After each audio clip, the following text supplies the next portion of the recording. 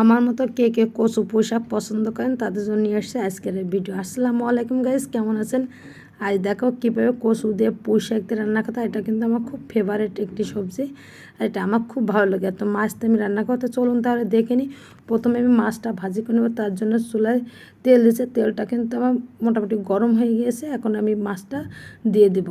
তো এখানে যে কোনো মাছ দিয়ে রান্না করলে কিন্তু কচু পোশাক বেশ ভালো লাগে। তো কচু পোশাক এটা আমার খুবই ফেভারিট। তো কে কে আমার মতো পছন্দ করেন অবশ্যই কমেন্টস করে জানাবেন। আর আমার এই ভিডিওটি যদি আপনাদের ভালো লাগে সেটাও কিন্তু কমেন্টস করে জানাবেন। তো এক একজনের রান্না এক এক রকম, আমি এইভাবে রান্না করেছি। তো আপনারা যদি কে কীভাবে রান্না করেন সেটাও কিন্তু কমেন্টস করে জানাবেন।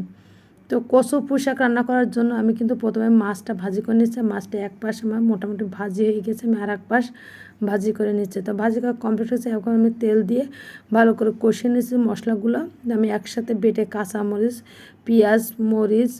পেঁয়াজ, রসুন, জিরা আর একটু দিয়েছি আমি এখানে সরিষা। তো আমি এগুলো দিয়ে একসাথে বেটে নিয়ে ভাজি করে আমি কচু পোশাকটাও দিয়ে দিচ্ছি, সেটা ভালো করে কষিয়ে নেব। তো আমি এখন এটা ঢাকনা দিয়ে ঢেকে দেবো 5 মিনিটের জন্য।